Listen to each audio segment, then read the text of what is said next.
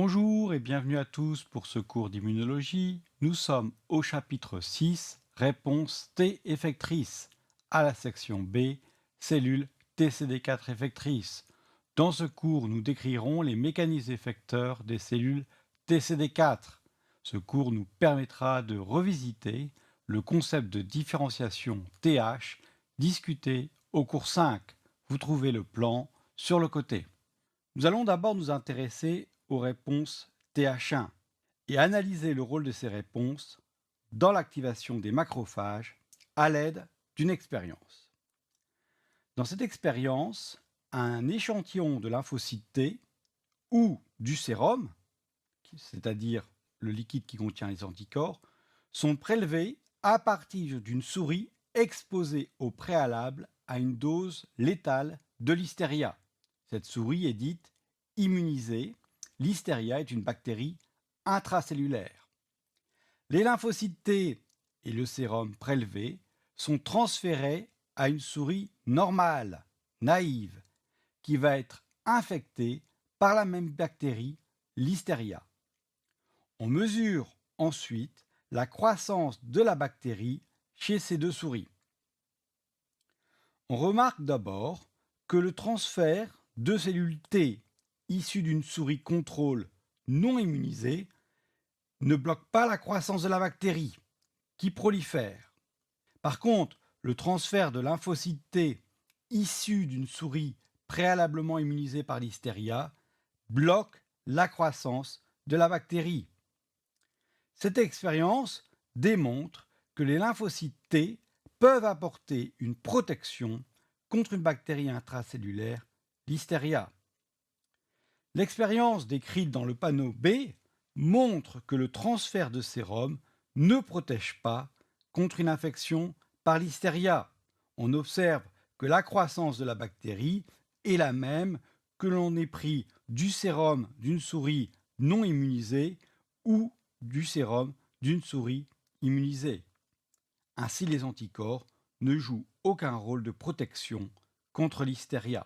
Une troisième expérience, décrite dans le panneau C, va nous permettre d'étudier quel est le mécanisme par lequel Listeria est tuée. Dans cette expérience, on incube in vitro des bactéries de type Listeria avec des cellules T issues d'une souris immunisée, avec des macrophages qui n'ont pas été activés et avec des macrophages qui ont été préalablement activés par une cellule T. On observe que seuls les macrophages qui ont été activés par une cellule TCD4 sont capables d'éliminer la bactérie. Ainsi, ce ne sont pas les cellules T proprement dites qui protègent contre l'infection par Listeria, mais l'effet des cellules T sur les macrophages. Cette expérience illustre le rôle des TCD4 dans l'activation des macrophages et l'élimination de bactéries infectantes, les phagocytes. L'activation du macrophage est médiée par les cellules T, CD4 de type TH1. Les TCD4 sont activés par les cellules dendritiques dans les organes lymphoïdes secondaires. Puis ils migrent dans le tissu où ils sont capables de reconnaître le même antigène présenté sur une molécule MHC d'un macrophage. Il s'agit du même antigène par lequel ils avaient été activés par une cellule dendritique. La présentation de l'antigène par le macrophage va réactiver la cellule TCD4 qui, de son côté, va activer le macrophage par deux mécanismes. L'interaction CD40 ligand CD40 et la production d'interféron gamma qui se fixe sur ce récepteur. L'activation du macrophage induit des facteurs de transcription qui régulent des enzymes lysosomales, des réactifs oxygénés et nitrogénés qui rendent le macrophage beaucoup plus agressif et capable d'éliminer les bactéries. Soulignons que la réponse TH1 est pro-inflammatoire et est susceptible d'endommager les tissus, car les réactifs oxygénés et nitrogénés sont très corrosifs. On remarquera que le macrophage activé produit de l'interleukine 12 qui favorise la réponse de type TH1. On a ainsi une interaction bidirectionnelle entre l'immunité innée et adaptative. L'interleukine 12 produite par les macrophages polarise la réponse vers une réponse de type TH1 et l'interféron gamma produite par les cellules TH1 active les macrophages. Le rôle des lymphocytes TCD4 de type TH1 est résumé sur cette image. Rappelons que c'est essentiellement par la production de cytokines que les cellules TCD4 médient leur effet. Dans la réponse TH1, l'interféron gamma va activer le macrophage. C'est ce que nous venons de voir. La production d'interféron gamma oriente les cellules B à produire des anticorps susceptibles d'activer le complément et l'opsonisation.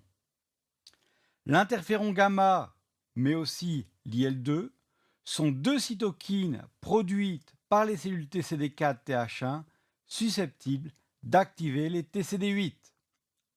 Enfin, l'interféron gamma va inhiber la polarisation vers le type TH2. Nous allons illustrer la réponse TH1 en prenant pour exemple une infection par la tuberculose. La tuberculose est responsable de plus de 1,5 million de décès par an en 2015 dans le monde, dépassé seulement par le virus du sida. Cette maladie est causée par une bactérie à Gram positive, appelée Mycobacterium tuberculosis ou encore MTB. L'hôte principal est l'homme. Ainsi, un tiers de la population mondiale est porteur de la bactérie Mycobacterium tuberculosis. Il s'agit d'un pathogène adapté à l'homme. La tuberculose se transmet par aérosol d'un individu à l'autre. 90% des porteurs de la bactérie sont asymptomatiques, sans symptômes, mais 10% développent une maladie progressive après une infection ou après une longue phase de latence. On parle de rechute. La tuberculose est actuellement traitée par une thérapie à l'aide d'antibiotiques. Il s'agit d'un traitement de longue durée, ce qui rend difficile le traitement. Ainsi, la tuberculose se transmet d'un individu à l'autre par aérosol et pénètre dans les poumons, notamment dans les alvéoles pulmonaires, où se font les échanges gazeux. Cette bactérie se fait alors phagocyter par différents types de phagocytes, les monocytes, les macrophages alvéolaires et les cellules dendritiques, qui vont colporter la bactérie dans les organes lymphoïdes secondaires, les nœuds lymphatiques. En effet, Mycobacterium est capable de survivre dans le phagosome. La réponse immunitaire contre Mycobacterium tuberculosis est la réponse TH1, qui est induite par l'interleukine 12 relarguée par les cellules dendritiques. Les cellules TH1 produisent de l'interféron gamma qui active les macrophages à tuer les bactéries. Si l'élimination des bactéries échoue, de nouveaux monocytes sont recrutés et activés par l'interféron gamma. On observe la formation d'un granulome composé de macrophages infectés au centre et de cellules T et B autour. Ainsi, la tuberculose peut persister des années dans le poumon d'individus au sein de granulomas. Il arrive que bien des années plus tard, il y a relapse, avec libération de bactéries, contamination de nouveaux tissus, notamment les organes lymphoïdes secondaires, et transmission de la bactérie à d'autres individus. Ainsi, lorsque la maladie se déclenche, les bactéries sont libérées du granulome, vont contaminer d'autres organes lymphoïdes secondaires et se disséminer dans le poumon. Ils vont provoquer la toux, provoquant la transmission de la tuberculose chez d'autres individus. Ce schéma nous permet de résumer la réponse immunitaire contre la bactérie MTB. Nous avons vu que Mycobacterium infecte les phagocytes. Au sein des phagocytes, les bactéries sont reconnues par des récepteurs de pattern de l'immunité innée, notamment TLR6 et 2, qui sont capables de reconnaître des lipides bactériens. La présence d'antigènes étrangers et des signaux de costimulation vont activer les TCD4. La production d'interleukine 12 par les cellules dendritiques, mais aussi d'interféron gamma par les cellules NK, vont polariser la réponse TCD4 vers le type TH1. Les cellules TCD4-TH1 vont alors se différencier et sont, dans les tissus, capables d'activer les macrophages, les rendant capables de produire des réactifs oxygénés ou nitrogénés qui vont détruire la bactérie. Le modèle que je viens de vous présenter est corroboré par des expériences utilisant des souris mutées. Ainsi, les souris déficientes pour l'interleukine 12, pour l'interféron gamma, pour le facteur CD4 ou encore le TNF-alpha sont plus susceptibles à une infection par la tuberculose. Le cycle d'infection de la tuberculose que je viens de vous décrire n'est pas à retenir dans le cadre de ce cours, mais il constitue un bel exemple de réponse immunitaire de type TH1. Venons-en maintenant aux réponses TH2. Les réponses TH2 jouent un rôle important dans la défense antiparasitaire, notamment contre les parasites extracellulaires comme les helminthes gastro-intestinaux ou les amibes.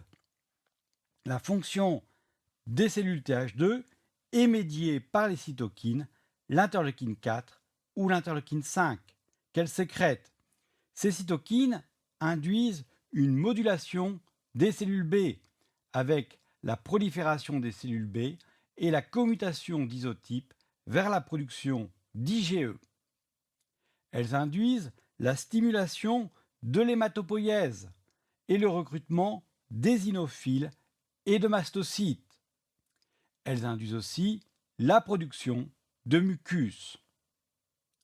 Soulignons que les réponses TH2 favorisent la polarisation des macrophages vers un phénotype dit M2, impliqué dans la réparation des tissus.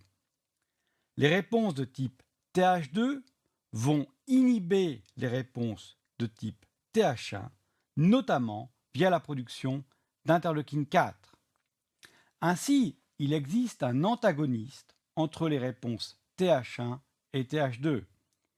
La réponse TH1 qui est pro-inflammatoire tend à diminuer les réponses TH2.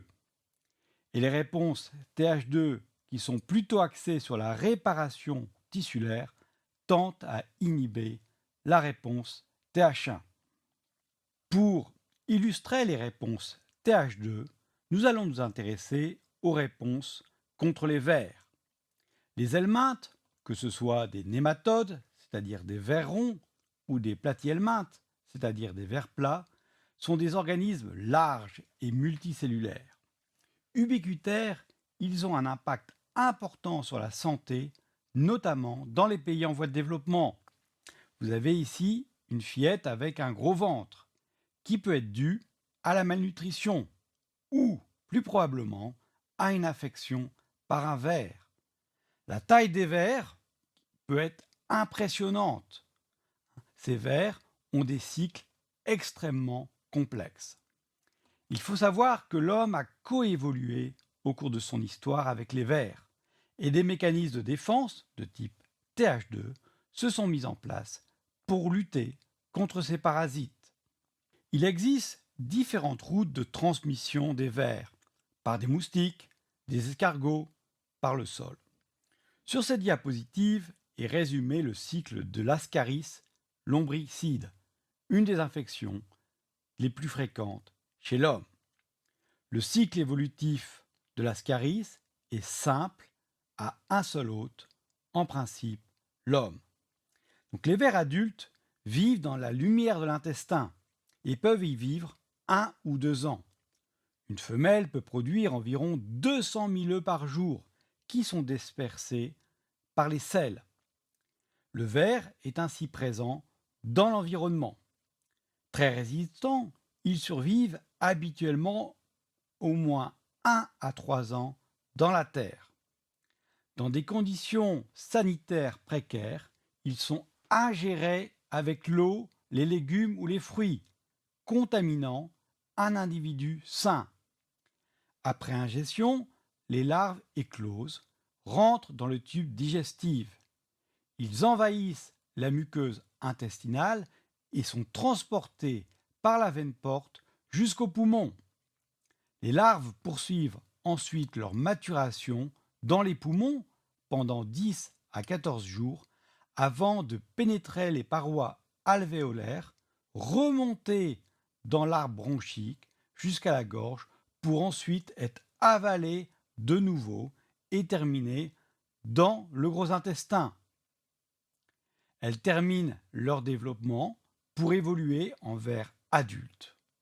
Il s'écoule 2 à 3 mois entre l'ingestion d'œufs contaminés et la ponte de femelles adultes dans l'intestin. Donc vous voyez ici l'ascaris présent dans un intestin. Nous allons à l'aide de 2 schémas qui ne sont pas à apprendre résumer les réponses TH2 contre les vers.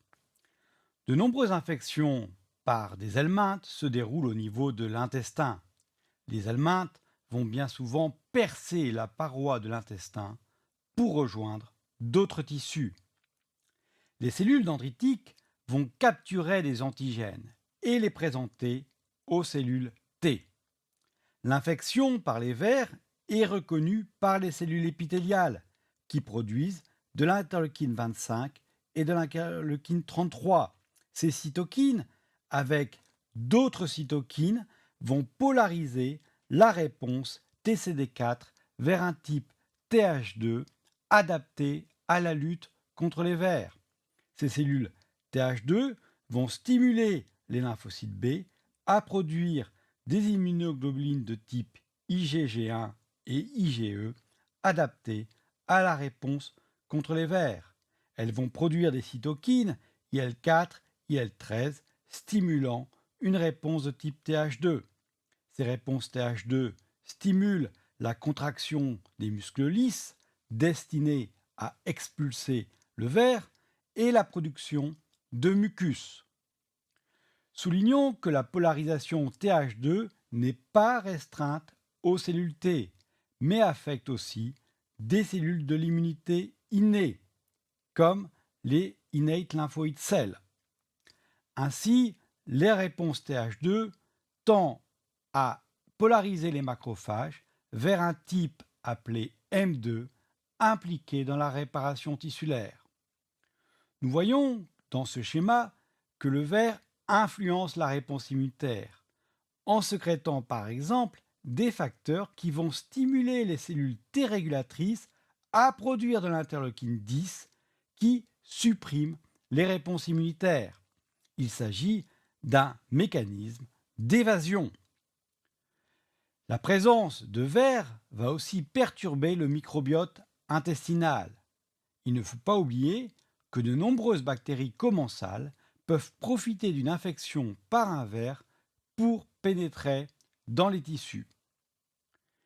Ce schéma vous montre ainsi une réponse de type TH2 au niveau de l'intestin. Il n'est pas à retenir et il faut souligner que de nombreuses étapes ne sont pas si claires qu'il puisse paraître. Ce schéma illustre les mécanismes cellulaires et humoraux qui se mettent en place pour éliminer un helminthe, un parasite trop gros pour être phagocyté. Nous voyons que des plasmocytes vont produire des IgE qui vont se fixer sur les éosinophiles et les mastocytes. Ces IgE reconnaissent l'helminthe et permettent aux éosinophiles et aux mastocytes de dégranuler leurs granules toxiques. Ces cellules vont aussi produire des facteurs, indiqués ici sous les termes d'ECF, NCF et PAF, qui vont stimuler l'inflammation et le recrutement d'autres acteurs de l'immunité. Les macrophages peuvent aussi entrer en jeu et attaquer les helminthes. Enfin, nous voyons que des facteurs du complément peuvent aussi se fixer sur le ver. Les réponses allergiques mettent aussi en jeu des IgE, des mastocytes et des éosinophiles. Elles s'apparentent à des réponses de type Th2. Au contraire, les maladies auto-immunes, qui sont pro-inflammatoires, s'apparentent plutôt à des réponses de type Th1. Nous avons vu que les réponses Th1 inhibent les réponses Th2 et que les réponses Th2 inhibent les réponses Th1. L'antagonisme entre les réponses Th1 et Th2 est dû à la production de cytokines inhibitrices qui permettent de bien orienter la réponse immunitaire. En effet, une mauvaise polarisation de la réponse immunitaire est généralement associée à un mauvais pronostic. Ceci est illustré ici. Leishmania major est un parasite intracellulaire qui est combattu par une réponse de type Th1.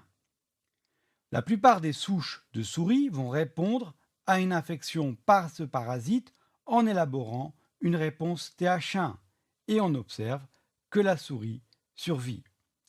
Il existe une lignée de souris appelée balbecée qui répond à une infection par ce parasite en élaborant une réponse Th2. On observe dans ce cas une infection disséminée du parasite, montrant que cette réponse est incapable de contrôler le parasite. De même que Mycobacterium leprae, la bactérie qui cause la lèpre, déclenche chez la plupart des individus des réponses Th1. Dans ce cas, on observe une maladie de type lèpre tuberculoïde où la mycobactérie est contrôlée. Mais il existe certains individus qui vont, en réponse à la lèpre, induire une réponse de type Th2.